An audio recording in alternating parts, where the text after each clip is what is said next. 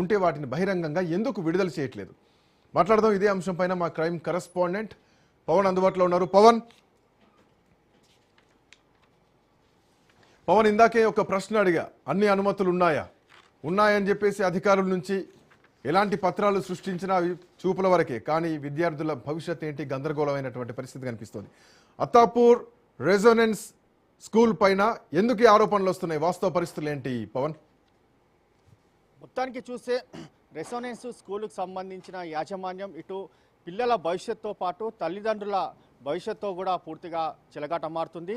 అయితే ఇందులో చూస్తే ఒక స్కూల్ పర్మిషన్ తీసుకుంటుంది, మరోవైపు ఇక్కడ మరో స్కూల్తో దీనికి సంబంధించి స్కూల్ నడుస్తుంది. మొత్తానికి చూస్తే వేలాది మంది విద్యార్థులకు సంబంధించిన భవిష్యత్తుతో ఎప్పటికప్పుడు కూడా చెలగాట మారుతుంది. అయితే ముఖ్యంగా చూస్తే ఓసీఎంఎం స్కూల్ సంబంధించిన పర్మిషన్తో రెసిడెన్స్ సంబంధించిన స్కూలు పూర్తిగా చలామణి అవుతుంది. ముఖ్యంగా చూస్తే ఇటు బోయిన్పల్లి కావచ్చు, అత్తాపూర్లో పూర్తిగా నిబంధనలకు విరుద్ధంగా అడ్మిషన్లు కావచ్చు, అంతేకాకుండా లక్షలాది రూపాయలు తీసుకునే దానిపైన కూడా ఎక్కడా కూడా వీరు దీనికి సంబంధించి ఏ స్కూల్ నుంచి అడ్మిషన్ తీసుకుంటున్నాం అనేది మాత్రం ప్రధానంగా ఎక్కడ కూడా మెన్షన్ చేసిన పరిస్థితి లేదు.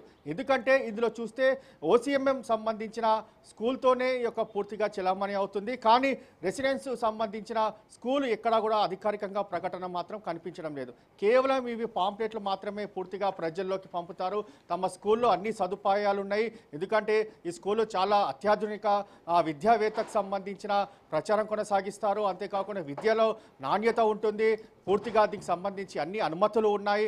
అంతేకాకుండా ఇందులో చూస్తే ప్రధానంగా సీసీ ఫుటేజ్ కావచ్చు, ఫైట్ సంబంధించిన సేఫ్టీ మెజర్మెంట్స్ కావచ్చు, ఇటు విద్యాశాఖకు సంబంధించిన అన్ని అనుమతులు ఉన్నాయని చెప్పి కూడా ఒకవైపు పూర్తిగా దీనికి సంబంధించి ఇటు కరపత్రాలతో పూర్తిగా ప్రచారం కొనసాగిస్తారు. కానీ మాత్రం లోపల జరుగుతున్న తంతు మాత్రం పూర్తిగా వేరుగా ఉంటుంది. ఒక్కొక్క స్టూడెంట్ ఇందులో చేరినప్పుడు కేవలం లక్షలాది రూపాయలు ఫీజుల రూపంలో తీసుకుంటారు. దాని తర్వాత దీనికి సంబంధించి నిబంధనలు మాత్రం తుంగలో తొక్కుతారు. ఇందులో చూస్తే సిబిఎస్ఈ స్టేట్ బోర్డు సంబంధించిన ఇంటిగ్రేటెడ్ విద్యార్థులు ఏ విద్యార్థులు ఇందులో